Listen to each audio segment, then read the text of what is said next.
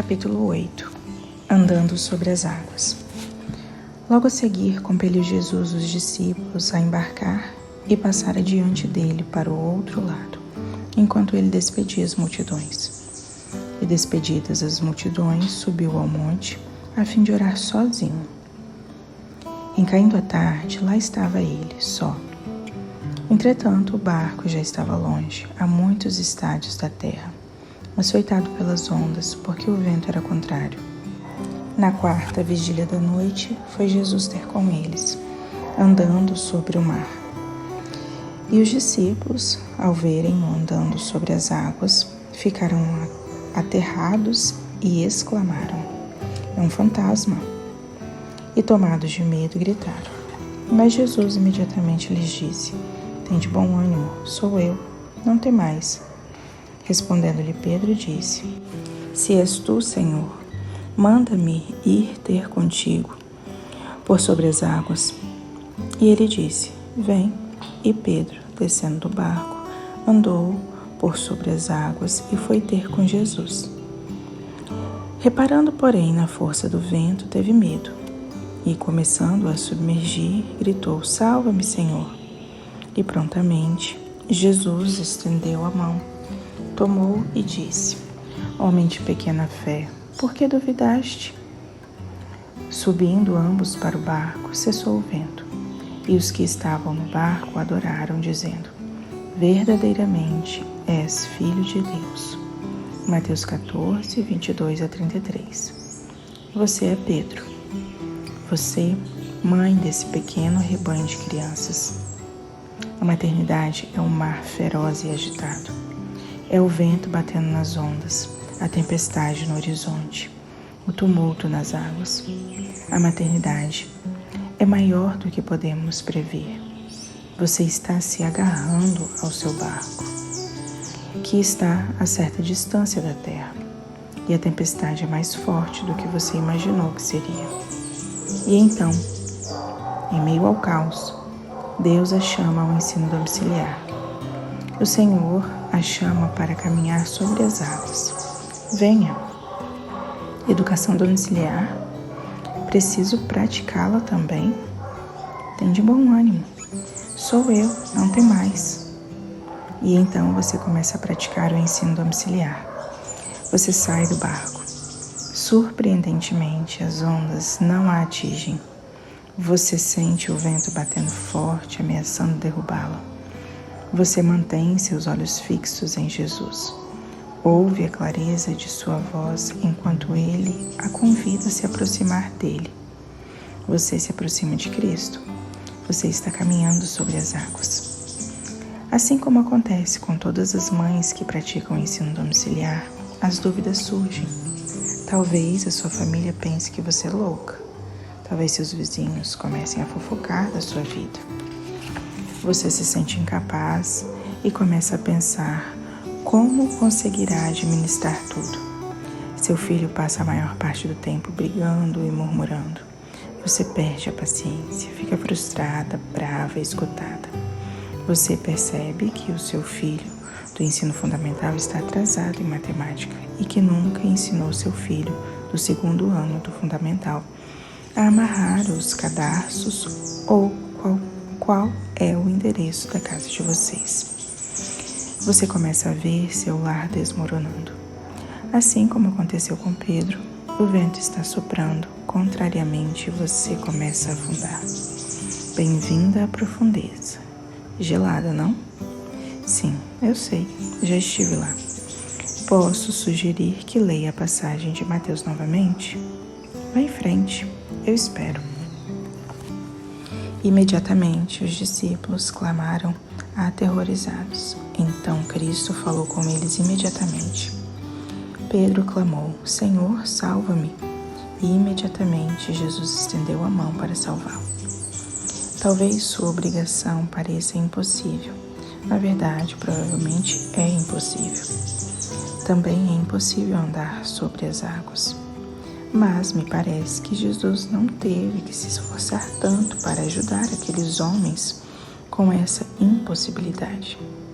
Até mesmo Pedro, pecador, orgulhoso e impulsivo, Pedro, aquele que rejeitou o Senhor em seu momento de necessidade, aquele a quem o Senhor chamou de uma vida de pescador, anônima e insignificante, para preencher um lugar em seu reino que dificilmente podemos compreender. Se clamarmos, o Senhor estenderá a sua mão imediatamente. Fixe seus olhos em Cristo. Não ouse tirar seus olhos dele, pois, se desviá-los, certamente afundará. E caso você venha a afundar, clame ao Senhor. Mulher de pequena fé, por que duvida? Ele cuidará de você. Subindo ambos para o barco, cessou o vento. Descanse. Às vezes, o que nos cabe fazer é simplesmente sair do caminho. Nossos filhos são por natureza curiosos, nascidos com uma sede pelo conhecimento. A natureza deles tem sede de aprender. Em seu livro, Filosofia da Educação, a grande educadora Charlotte Manson disse que quando colocamos as crianças em contato direto com grandes ideias, os professores precisam ensinar menos para os alunos aprenderem mais. Qualquer pai educador que já observou seus próprios filhos, independentemente de por quanto tempo, sabe que isso é verdade. A educação eficaz é praticada quando nossos filhos lutam diretamente com as grandes ideias, não como resultado da nossa releitura das grandes ideias, mas porque eles próprios interagem com elas. Nossos filhos não são projetos.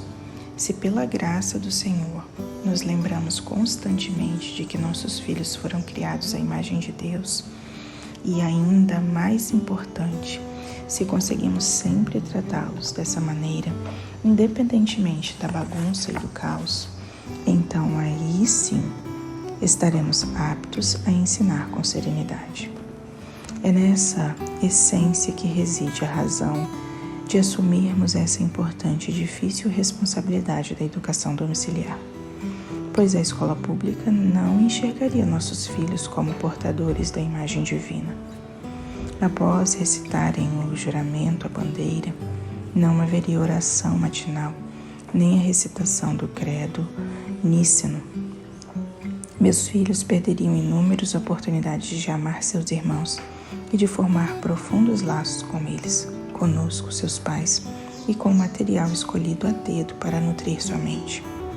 Queremos que todo o mais fique em segundo lugar, quando comparado com nossa busca pela honra, virtude e sabedoria. Nossos dias, embora bagunçados, barulhentos, caóticos e às vezes completamente exaustivos, podem ser repletos de grande paz. Precisamos simplesmente descansar. Por favor, perceba uma coisa. Você não precisa ter um dia de educação domiciliar produtivo para agradar ao Salvador.